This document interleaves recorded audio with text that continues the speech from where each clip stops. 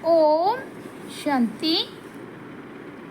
6 मई 2024 की साकार मुरली है। बाबा बोले, मीठे बच्चे, इस जन्म के पापों से हल्का होने के लिए बाप को सच सच सुनाओ और पिछले जन्मों के विकर्मों को योग अग्नि से समाप्त करो। आज का प्रश्न है, खुदाई खिदमतगार बनने के लिए कौन सी एक चिंता अर्थात फुरना चाहिए?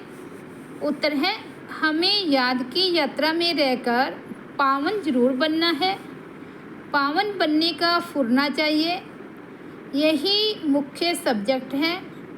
जो बच्चे पावन बनते हैं वही बाप के खिदमतगार बन सकते हैं। बाप अकेला क्या करेगा? इसलिए बच्चों को श्रीमत पर अपने ही योग बल से विश्व को पावन बनाकर पावन राजधानी बनानी है। पहले स्वयं को पावन बनाना है। ओम शांति। यह तो जरूर बच्चे समझते हैं। हम बाबा के पास जाते हैं रिफ्रेश होने के लिए। वहाँ सेंटर्स पर जब जाते हैं तो ऐसे नहीं समझ सकते। तुम बच्चों की बुद्धि में है, बाबा मधुबन में है। बाप की मुरली चलती ही है बच्चों के लिए। बच्चे समझेंगे हम जाते हैं मधुबन में मुरली सुनने। मुरली अक्षर श्री कृष्ण के लिए समझ लिया है। मुरली का अर्थ कोई और नहीं है। तुम बच्चों को अब अच्छी तरह से समझ आई है ना? बाप ने समझाया है और तुम फील करते हो। बराबर हम बहुत बेसमझ बन पड़े थे। ऐसे कोई भी अपने को समझते नहीं हैं। यहाँ जब आते हैं तब निश्चय बुद्धि होते हैं। बराबर हम बहुत बेसमझ बन गए थे। तुम सतयुग में कितने समझदार विश्व के मालिक थे। कोई मूर्ख थोड़े ही विश्व का मालिक बन सकते हैं। यह लक्ष्मी नारायण विश्व के मालिक थे। इतने समझदार थे तब तो भक्ति मार्ग में पूजे जाते हैं। जड़ चित्र कुछ बोल तो नहीं सकते। शिव बाबा की पूजा करते हैं, वह कुछ बोलते हैं क्या? शिव बाबा एक ही बार आकर बोलते हैं। पूजा करने वालों को भी पता नहीं है कि यह ज्ञान सुनाने वाला बाप है। श्री कृष्ण के लिए समझते हैं उसने मुरली बजाई। किसकी पूजा करते उसके एक्यूपेशन को बिल्कुल नहीं जानते, तो यह पूजा आदि निष्फल हो ही जाएगी जब तक बाप आए। तुम बच्चों में कईयों ने वेद शास्त्र आदि कुछ भी पढ़े नहीं हैं। अब उन्हें एक सत्य बाप पढ़ा रहे हैं। तुम समझते हो बराबर सच्चा पढ़ाने वाला एक ही बाप है। बाप को कहा ही जाता है सत्य।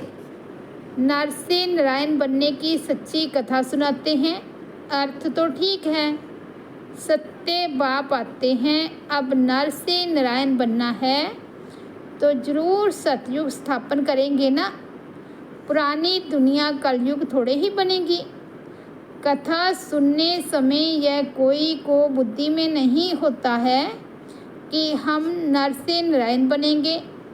अभी तुमको नर से नारायण बनने का राजयोग सिखलाते हैं।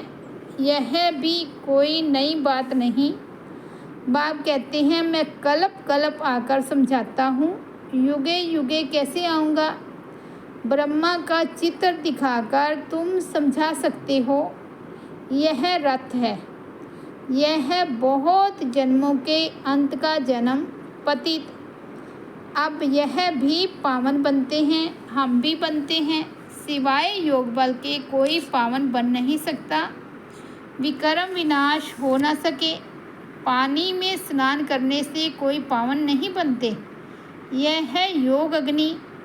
पानी होता है आग को बुझाने वाला, आग होती है जलाने वाली। तो पानी कोई आग तो नहीं है। जिससे विकर्म विनाश हो। सबसे ज़्यादा गुरु आदि इसने किए हैं। शास्त्र भी बहुत पढ़े। इस जन्म में जैसे पंडित था, लेकिन उससे फ़ायदा तो कुछ भी नहीं हुआ। पुण्य आत्मा तो बनते ही नहीं, पाप ही करते आए। बाप ने समझाया है, जो अपने को बच्चे समझते हैं तो इस जन्म में जो पाप आदि किए हैं, जबकि सन्मुख बाप आया है तो पाप कर्म बता देने चाहिए तो हल्का हो जाए। इस जन्म में हल्के हो जाएंगे। फिर पुरुषार्थ करना है। जन्म जन्मांतर के पाप कर्मों का बोझा जो सिर पर है उसे उतारना है। बाप योग की बात समझाते हैं। योग से ही विकर्म विनाश होंगे। यह बातें तुम अभी सुनते हो। सतयुग में यह बातें कोई सुना ना सके। यह सारा ड्रामा बना हुआ है। सेकंड बाय सेकंड ये सारा ड्रामा फिरता रहता है। एक सेकंड ना मिले दूसरे से। सेकंड बाय सेकंड आयु भी कम होती जाती है। अभी तुम आयु को कम होने से ब्रेक देते हो और योग से आयु को बढ़ाते हो। अब तुम बच्चों को अपनी आयु को बड़ा बनाना है योग बल से। योग के लिए बाबा बहुत जोर देते हैं, परंतु कई समझते नहीं। कहते हैं बाबा हम भूल जाते हैं। तब बाबा कहते हैं योग कोई और बात नहीं, यह है याद की यात्रा। बाप को याद करते करते पाप कटते जाएंगे। अंतमति सोगति हो जाएगी। इस पर एक मिसाल भी देते हैं। कोई ने किसको कहा तुम भैंस हो, तो बस वह समझने लगा मैं तो भैंस हूँ। बोला इस दरवाजे से निकलो,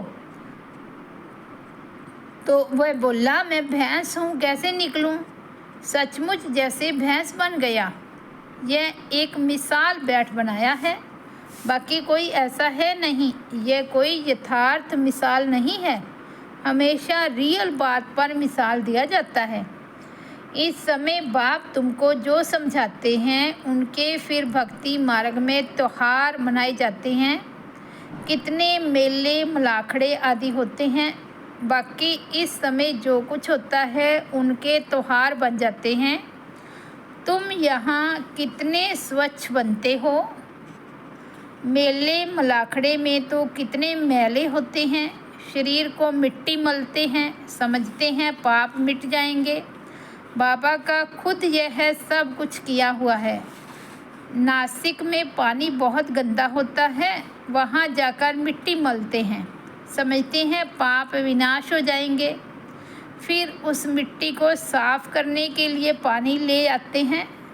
विलायत में कोई बड़े महाराजा आदि जाते थे तो गंगा जल का मटका साथ ले जाते थे। फिर स्टीमर में वही पानी पीते थे। आगे एरोप्लेन मोटर आदि थे नहीं। 100-150 वर्षों के में क्या क्या बन गया है। सतयुग आदि में यह साइंस आदि काम में आती है। वहाँ तो महल आदि बनाने करने में देरी नहीं लगती। अभी तुम्हारी बुद्धि पारस बुद्धि बनती है तो सब काम सहज कर लेती है। जैसे यहाँ मिट्टी की ईंटें बनती हैं, वहाँ सोने की होती है। इस पर माया मच्छंदर का खेल भी दिखाते हैं। यह तो उन्होंने नाटक बैठ बनाए हैं दिखाने के लिए। बराबर स्वर्ग में सोने की ईंटें हैं। उसको कहा ही जाता है गोल्डन एज, इसको कहा जाता है आयरन एज। स्वर्ग को तो सभी याद करते हैं, चित्र भी उन्हों के कायम हैं। कहते भी हैं आदि सनातन हिंदू, फिर हिंदू धर्म कहते हैं आदि सनातन धर्म, फिर हिंदू धर्म कह देते हैं। देवता के बदले हिंदू कह देते हैं, क्योंकि विकारी हैं तो देवता कैसे कहें। तुम कहाँ भी जाते हो तो यह समझते हो क्योंकि तुम हो मैसेंजर, पैगंबर। बाप का परिचय हर एक को देना है। कोई झट समझेंगे कि बराबर तुम ठीक कहते हो, दो बाप बराबर हैं। कोई कह देंगे परमात्मा तो सर्वव्यापी है। तुम समझते हो एक है हद का वर्षा, एक से हद का वर्षा मिलता है, परलौकिक बाप से बेहद का वर्षा मिलता है 21 जन्म के लिए। यह ज्ञान भी अभी है, वहाँ ये ज्ञान नहीं रहता। संगम पर ही वर्षा मिलता है, जो फिर 21 पीढ़ी जन्म बाई जन्म तुम राज्य करते हो। तुम सारे विश्व के मालिक बनते हो। यह तुमको अभी मालूम पड़ा है। जो पक्के निश्चय बुद्धि हैं उनको कोई संशय उठाने की बात ही नहीं। बेहद के बाप से बेहद का वर्षा मिलता है। शिव बाबा आएंगे तो ज़रूर कुछ वर्षा देते होंगे। इसलिए बाबा कहते हैं यह बैच बहुत अच्छा है, इसे सदा लगा कर रखना है। घर घर में मैसेज देना है, फिर कोई माने या नहीं माने। विनाश आएगा तो समझेंगे भगवान आया हुआ है। फिर उन्हों को तुमने मैसेज दिया होगा, वे याद करेंगे कि यह सफ़ेद पोश वाले फरिश्ते कौन थे। सूक्ष्म वतन में भी तुम फरिश्ते देखते हो ना। तुम जानते हो मम्मा बाबा योग बल से ऐसा फरिश्ता बनते हैं, तो हम भी बनेंगे। ये सब बातें बाप इसमें प्रवेश कर तुमको समझाते हैं, डायरेक्ट नॉलेज देते हैं। जो बाबा में नॉलेज है वह तुम बच्चों में भी है। जब ऊपर में जाते हो तो नॉलेज का पार्ट भी पूरा हो जाता है। फिर जो पार्ट मिला है वह है सुख का पार्ट बजाते हैं और यह नॉलेज भूल जाती है। तो तुम बच्चे कहाँ भी जाते हो तो मैसेंजर की निशानी यह बैच साथ में ज़रूर चाहिए। भल कोई हंसी करे, इस पर क्या हंसी करेंगे। तुम तो यथार्थ बात सुनाते हो। ये बेहद का बाप है, उनका नाम है शिव बाबा। वे कल्याणकारी है, आकर स्वर्ग की स्थापना करते हैं। यह है पुरुषोत्तम संगम युग। ये सारा ज्ञान तुम बच्चों को मिला है, फिर भूलना क्यों चाहिए। बात तो बिल्कुल सहज है। चलते फिरते बाप और वर्षे को याद करना है। शांति धाम और सुख धाम। तुम बच्चे यहाँ आते हो, मुरली सुनकर जाते हो, फिर सुनानी भी चाहिए। ऐसे नहीं सिर्फ एक ही ब्राह्मणी मुरली चलाए। ब्राह्मणी को आप समान बनाकर तैयार करना चाहिए, तब बहुतों का कल्याण कर सकेंगे। अगर एक ब्राह्मणी कहाँ चली जाती है तो दूसरी क्यों नहीं सेंटर चला सकती। क्या धारणा नहीं की है। स्टूडेंट को पढ़ने और पढ़ाने का शौक़ चाहिए। मुरली तो बहुत सहज है, कोई भी धारण कर क्लास करा सकते हैं। यहाँ तो बाप बैठे हैं, बाप बच्चों को कहते हैं कोई भी बात में संशय नहीं होना चाहिए। एक बाप ही है जो सब कुछ जानते हैं। एक ही एम ऑब्जेक्ट है, इसमें कोई प्रश्न आदि पूछने का भी नहीं रहता। सुबह को भी बैठ बच्चों को याद की यात्रा में मदद करता हूँ। सारे बेहद के बच्चे याद रहते हैं। तुम सब बच्चों को इस याद की मदद से सारे विश्व को पावन बनाना है। इसमें ही तुम अंगुली देते हो। पवित्र तो सारी दुनिया को बनाना है ना, तो बाप सभी बच्चों पर नज़र रखते हैं ना। सब शांति धाम में जाएं, सबका अटेंशन खिंचवाते हैं। बाप तो बेहद में ही बैठेंगे। मैं आया हूँ सारी दुनिया को पावन बनाने। सारी दुनिया को करंट दे रहा हूँ, तो पवित्र हो जाएं। जिसका पूरा योग बल होगा वे समझेंगे बाबा अभी बैठकर याद की यात्रा सिखला रही हैं, जिससे विश्व में शांति होती है। बच्चे भी याद में रहते हैं तो मदद मिलती है। मददगार बच्चे भी चाहिए ना। खुदाई खिदमतगार निश्चय बुद्धि ही याद करेंगे। तुम्हारी पहली सब्जेक्ट है ही पावन बनने की। गोवा तुम बच्चे निमित्त बनते हो बाप के साथ, बाप को बुलाते ही हैं, हे पतित पावन आओ। अब वे अकेला क्या करेगा, खिदमतगार चाहिए ना। तुम जानते हो हम विश्व को पवित्र बनाकर सारे विश्व पर राज्य करेंगे। बुद्धि में जब ऐसा निश्चय होगा तब नशा चढ़ेगा। तुम बच्चे जानते हो हम बाप की श्रीमत से अपने योग बल से अपने लिए राजधानी स्थापन कर रहे हैं। यह नशा चढ़ना चाहिए, यह है रूहानी बात। बच्चे समझते हैं हर कल्प बाबा इस रूहानी बल से हमको विश्व का मालिक बनाते हैं। यह भी समझते हो कि शिव बाबा आकर स्वर्ग की स्थापना करते हैं। अभी सिर पर इस याद की यात्रा का ही फुरना है, पुरुषार्थ करना है। धंधा आदि करते भी याद की यात्रा रहे। एवर हेल्दी बनाने के लिए बाप कमाई बड़ी ज़बरदस्त कराते हैं। इस समय सब कुछ भुलाना पड़ता है। हम आत्माएं जा रही हैं, आत्म अभिमानी बनने की प्रैक्टिस कराई जाती है। खाते पीते चलते फिरते यह क्या बाप को याद नहीं कर सकते। कपड़ा सिलाई करते बुद्धि योग बाप की याद में रहे। बहुत सहज है, यह तो समझते हो 84 का चक्कर पूरा हुआ है। अभी बाप हम आत्माओं को राजयोग सिखलाने आए हैं। यह वर्ल्ड की हिस्ट्री ज्योग्राफी रिपीट होती रहती है। कल पहले भी ऐसे हुआ था जो अब फिर रिपीट हो रहा है। यह रेपिटेशन का राज भी बाप ही समझाते हैं। हर एक को ड्रामा में पार्ट मिला हुआ है, वह बजाते रहते हैं। बच्चों को राय दी जाती है कि बाप को याद करो तो सतो प्रधान बनेंगे, फिर यह शरीर भी छूट जाएगा। तुम्हारी बुद्धि में अब यही है कि हम आत्मा सतो प्रधान बने, क्योंकि वापस घर जाना है। सतयुग में ऐसे नहीं कहेंगे, वहाँ तो कहेंगे एक पुराना शरीर छोड़ दूसरा लेना है। वहाँ तो दुख की बात नहीं, यहाँ यह दुख धाम है। पुराने शरीर हैं तो समझते हैं इनको छोड़ अब वापस अपने घर जाएं। बाप को निरंतर याद करना है। वह निराकार बाप ही ज्ञान का सागर है, वहीं आकर सबकी सद्गति करते हैं। बाप कहते हैं साधुओं का भी उद्धार करता हूँ। तुम सब एक बाप से योग लगाओ।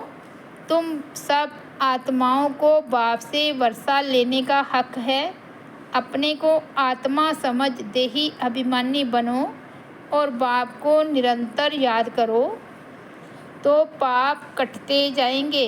अच्छा, मीठे मीठे सिकिलदे बच्चों प्रति माता पिता बाप दादा का याद प्यार और गुड मॉर्निंग।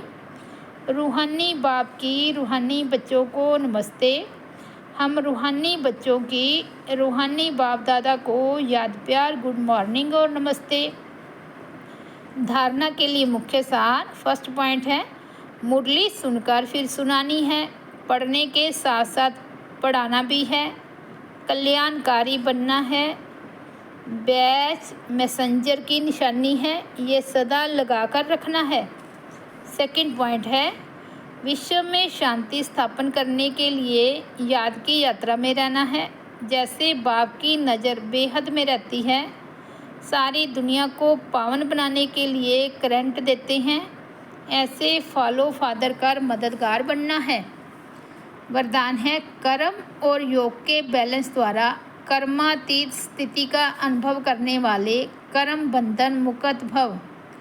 कर्म के साथ साथ योग का बैलेंस हो तो हर कर्म में स्वतः सफलता प्राप्त होती है। कर्म योगी आत्मा कभी कर्म के बंधन में नहीं फंसती। कर्म के बंधन से मुक्त को ही कर्मातीत कहते हैं।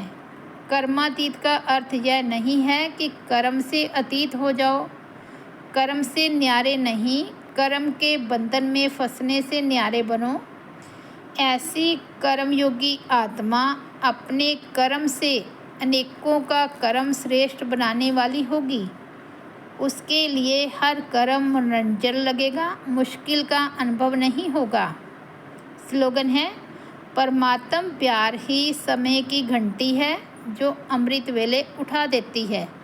परमात्म प्यार ही समय की घंटी है जो अमृत वेले उठा देती है। अच्छा, ओम शांति। तो ये थे 6 मई 2024 के बाबा के अनमोल महावाक्य। ओम शांति।